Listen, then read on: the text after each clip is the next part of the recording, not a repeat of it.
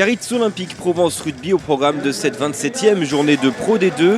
Deux formations de deuxième partie de classement. Mais ce sont les visiteurs qui sont les plus promptes en ce début de rencontre. Le demi-mêlée Sonny Seko ouvre le score au tableau d'affichage avec cette pénalité. Biarritz 0, Aix 3.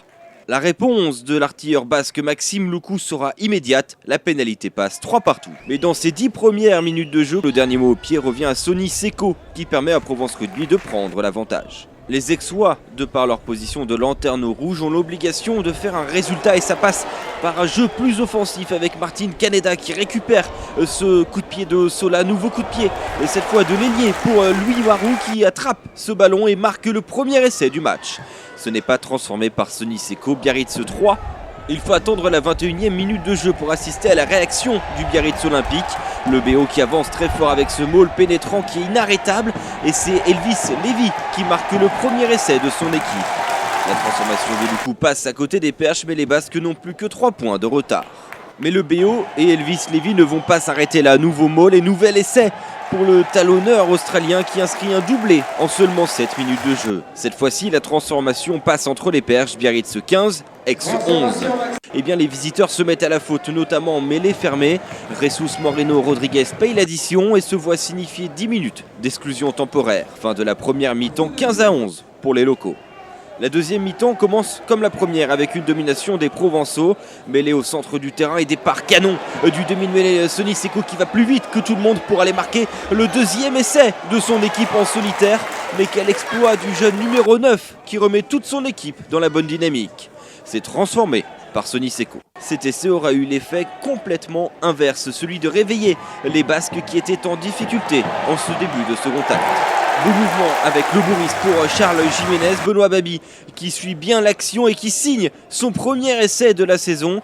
La transformation est manquée par Maxime Loukou. Bien mal aspirés sont les Provençaux qui redeviennent indisciplinés. Sylvain Bouillon, auteur d'un en avant volontaire, écope logiquement d'un carton jaune.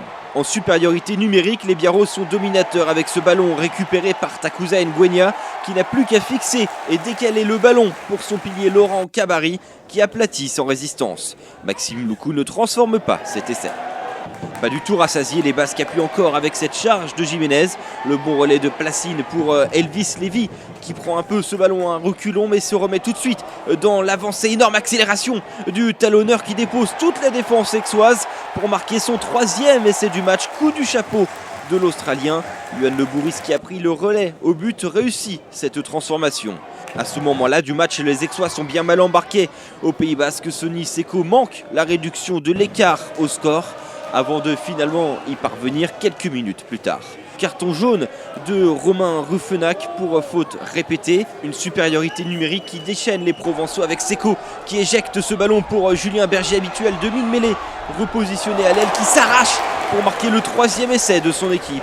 La transformation passe entre les perches mais Biarritz perd bel et bien son point de bonus offensif. Score final 32-28, Biarritz doit se contenter d'une victoire non bonifiée où Lévy aura crevé l'écran avec son coup du chapeau. Provence Rugby pour sa part ramène le point de bonus défensif de la côte basque, pas forcément suffisant dans sa quête du maintien.